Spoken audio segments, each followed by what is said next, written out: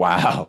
In a move leaving residents and outside observers with more questions than answers, organizers in Evanston, Illinois have rained on the idea of an Independence Day parade there this year, while conversely, the city itself has marched forward with a Juneteenth parade on June 19th and a planned gay pride parade.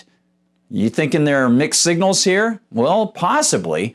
But there is a learning experience to come out of this, and it's all about the unworkable nature of government. We'll check it out.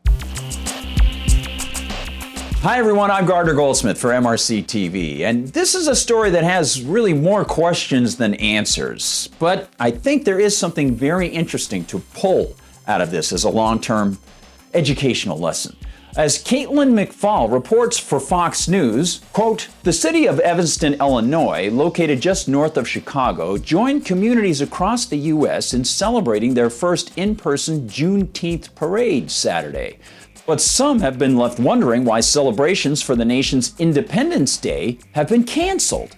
Now, according to the report, the cancellation stems from actions taken in late 2020 by the private, volunteer, charitably funded organizers of the Independence Day celebration. It's a group formed all the way back in 1921 called the Evanston 4th of July Association. Originally, it was called the North Evanston 4th of July Association, and they later changed their name to encompass the entire city.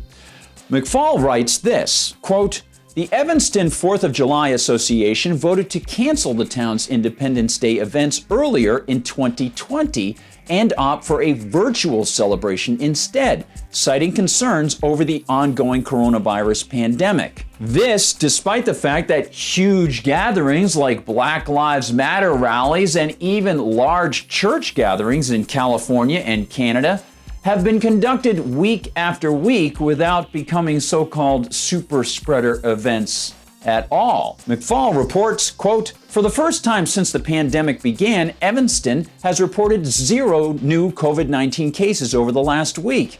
City data also show that nearly 87% of all residents ages 12 and up have received at least 1 dose of the coronavirus vaccine. As noted before, she mentioned in her story that the group made its decision in late 2020. At least that's what I get out of this report. Yet, a few paragraphs down in her report, we see this conflicting statement. Quote, the board argued they were limited by time restraints and an unclear future during the pandemic. We made the decision in March based on the information that we had at that time, trustee and celebration manager Jamie Black told Fox News. There are deadlines for permits and to secure the fireworks, as well as taking applications for the parade that happened early in the year. So unless McFall was referring to the group canceling their 2020 July 4th celebration, there's a conflict between the two pieces of information here. And to give Black and the association the benefit of the doubt, perhaps in late 2020, they had decided to do a virtual parade, but still might have had a chance to change that decision in March of this year, putting together a last-minute plan to get the permits and take applications and so on. But even as those questions remain unanswered, there's the added facet of the Evanston parade story, and that is Juneteenth and Pride. Writes McFall on Saturday, June 19th, quote, in partnership with Evanston Present and Future, a nonprofit that supports community development and education surrounding Black history, the city of Evanston helped promote a Juneteenth parade, followed by community-wide celebrations. And they had a lot going on. The Juneteenth parade encompasses a full day of events. It has multiple sponsors and moves from a community center to a park, all of which require permits and planning. According to the event promo poster, one of the sponsors is the Evanston Parks and Recreation Commission, a tax-funded government body. And according to the Evanston Community Foundation, the annual tradition only started last year, when most of it was held virtually.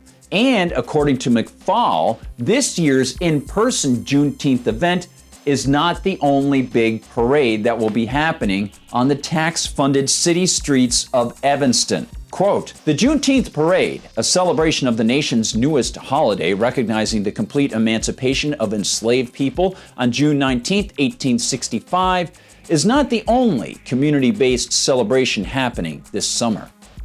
Evanston Pride will host a car parade and community picnic later in June to celebrate LGBTQIA individuals, though attendees are encouraged to bring their own food as an extra health precaution." All of which presents more than a few questions about the thoughts of event decision makers in Evanston. One of which is, do the disparities in parade decisions indicate that the city politicians are no longer shaking in fear about the COVID-19 so-called pandemic? After all, the city government not only buckled to the patently unconstitutional lockdowns ordered by authoritarian Governor Jay Pritzker in the first quarter of 2020, it enthusiastically enforced all manner of bizarre, rights-attacking, useless edicts of its own. And in June of 2020, it hypocritically allowed thousands to march in George Floyd peaceful protests. Of course, those are peaceful protests that saw, what a shock, looting and local stores being attacked. Many of those places, of course, being locked down already.